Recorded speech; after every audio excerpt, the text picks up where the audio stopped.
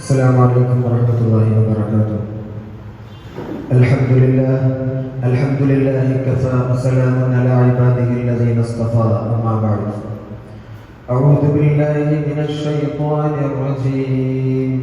بسم الله الرحمن الرحيم. لهم قلوب لا يفقهون بها ولهم أعين لا يبصرون بها ولهم آذان لا يسمعون بها أولئك كالأنعام بل هم أضل أولئك هم الغافلون. صدق الله العظيم. الكيس من دان نفسه وعمل لما بعد الموت إلى آخر الحديث أو كما قال شفيعنا رسول الله صلى الله عليه وسلم. ബഹുമാനാദരവുകൾ നിറഞ്ഞ ഉസ്താദുമാരെ, വിധികർത്താക്കളെ, സുഹൃത്തുക്കളെ, നാട്ടുകാരെ, ഞാനിന്നിവിടെ ആഗതനായിരിക്കുന്നത് ഇസ്ലാം യുക്തിഭദ്രം എന്ന വിഷയത്തെ ആസ്പദമാക്കി ഒരു ചെറു മത്സര പ്രസംഗം അവതരിപ്പിക്കുന്നതിന് വേണ്ടിയാണ്. ഇസ്ലാമിന്റെ തത്വസംഹിതയാകുന്ന വിശുദ്ധ ഖുർആൻ യുക്തിക്ക് വളരെയേറെ പ്രാധാന്യം നൽകുന്നുണ്ട്.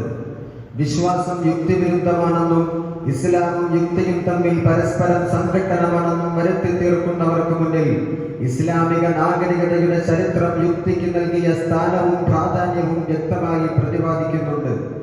ദൈവികമായ ബോധനങ്ങൾക്കോ പ്രമാണങ്ങൾക്കോ യുക്തി ഒരു തടസ്സമല്ല എന്ന് മാത്രമല്ല, പ്രമാണങ്ങൾ ഗ്രഹിച്ചെടുക്കാൻ യുക്തി ഒരു പ്രധാന ഘടകമായിട്ടാണ് ഇസ്ലാം കണക്കാക്കിയിട്ടുള്ളത്. യുക്തിയുടെ ഇസ്ലാമിക ദർശനം സങ്കീർണവും സന്തുലിതവും വസ്തുനിഷ്ഠവുമാണ്.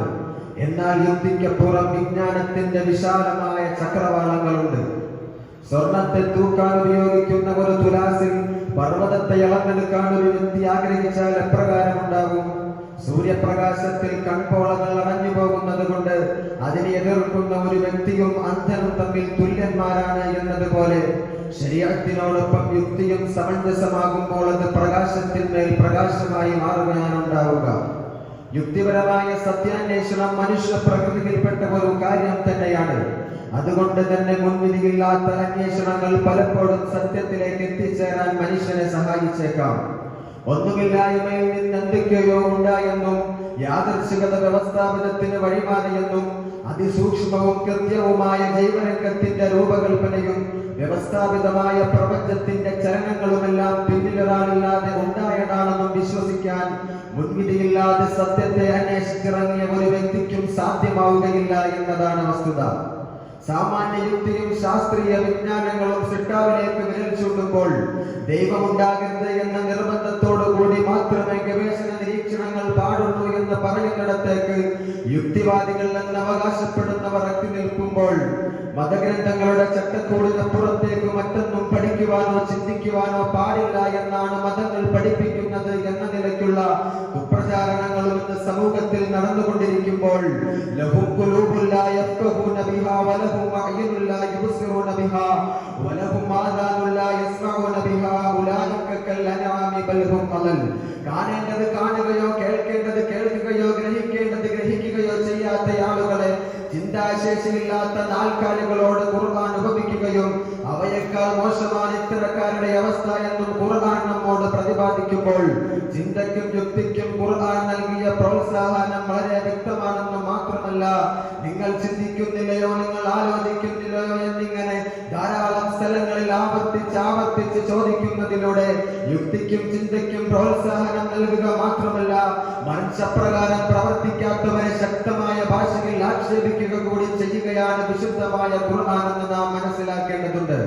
ചിന്തയിലൂടെയും പഠന ഗവേഷണങ്ങളിലൂടെയും ഒരു വ്യക്തി കണ്ടെത്തുന്നത് പ്രപഞ്ചാതീതനായ സർവാധിനാഥനായ അറിവിനും കഴിവിനും പരിധികളോ ഇല്ലാത്ത ഒരു സൃഷ്ടാവിനെയാണ്.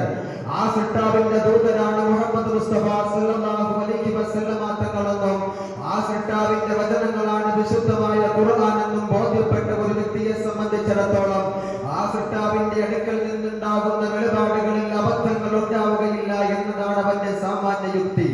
സ്വന്തം അറിവുകളുടെയും കഴിവിന്റെയും ചിന്താശക്തിയുടെയും പരിധികളെ അംഗീകരിക്കുവാനുള്ള വിനയം ഉണ്ടാവുക എന്നതാണ് പ്രധാനപ്പെട്ട ഒരു ഘടകം.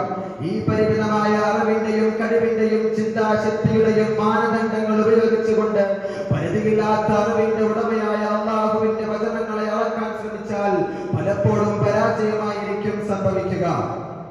കുറച്ചു നാളുകൾക്ക് മുമ്പ് പ്രപഞ്ചത്തിന് തുടക്കമില്ലെന്ന സ്ഥിരസ്ഥിതി സിദ്ധാന്തമായിരുന്നു ശാസ്ത്രലോകം അംഗീകരിച്ചിരുന്നത്.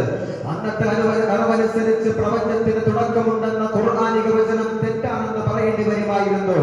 എന്നാൽ ശാസ്ത്രം ലഭിക്കുന്ന തെളിവുകൾക്കനുസരിച്ച് മാറിക്കൊണ്ടിരിക്കുമെന്നും നമുക്ക് ലഭിക്കുന്ന തെളിവുകൾക്കനുസരിച്ച് നാം കണ്ടെത്തുന്ന നിഗമനങ്ങൾ ഒരുപക്ഷെ ശരിയായിക്കൊള്ളണമെന്നില്ല എന്നും തിരിച്ചറിഞ്ഞ ഒരു വ്യക്തിയെ സംബന്ധിച്ചിടത്തോളം എല്ലാത്തിനെയും സൃഷ്ടിച്ച് സംരക്ഷിക്കുന്ന പരിപാലകനായ സൃഷ്ടാവായ അല്ലാഹുവിന്റെ വചനങ്ങളെ യാതൊരു സംശയവുമില്ലാതെ അംഗീകരിക്കുക എന്നതാണ് അവിടുത്തെ യുക്തി. കാരണം യാഥാർത്ഥ്യങ്ങൾ പൂർണ്ണമായി പ്രതിഫലിപ്പിക്കുവാൻ ലഭിക്കുന്ന തെളിവുകൾക്കനുസരിച്ച് മാത്രം നിഗമനത്തിലെത്തുന്ന ശാസ്ത്രലോകത്തിന് ഒരുപക്ഷെ സാധിച്ചു കൊള്ളണമെന്നില്ല.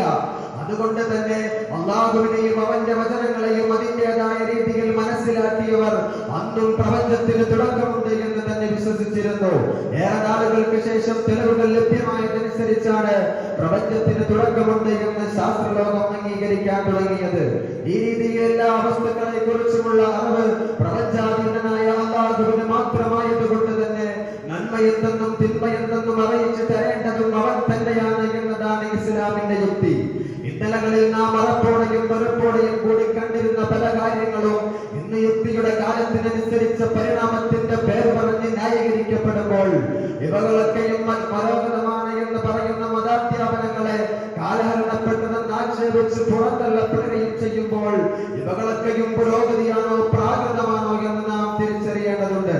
മതനിയമങ്ങളെ അനുസരിക്കുവാനുള്ള വൈമനസ്യവും പ്രയാസവും കാരണം ഈ പാളയത്തിലേക്ക് ആരെങ്കിലും ആകർഷിക്കപ്പെട്ടു പോയിട്ടുണ്ട് എങ്കിൽ ഉത്തരേന്ത്യ ജീവിതവും മുഴുവൻ സമയവും മതവിമർശനങ്ങളുമായി ജീവിതത്തിന്റെ ഏറ്റവും നല്ല കാലം നഷ്ടപ്പെടുത്തിയതിനു ശേഷം പിന്നാട്ടുള്ള തന്റെ ജീവിതത്തെ നോക്കി ഖേദിച്ചിട്ടൊരു പ്രയോജനം ഉണ്ടാവുകയില്ല എന്നും സൃഷ്ടാവായ അല്ലാഹു ഒരുക്കി വച്ചിരിക്കുന്ന യഥാർത്ഥമായ ആസ്വാദനത്തിന്റെ ലോകത്തേക്ക് വേണ്ടിയാണ് നാം ഇവിടെ വെച്ച് തയ്യാറാകേണ്ടത് എന്നും ഈ സന്ദർഭത്തിൽ ഓർമ്മിപ്പിച്ചുകൊണ്ട് ഞാൻ എന്റെ വാക്കുകൾക്ക് വിരാമം കുറിക്കുന്നു.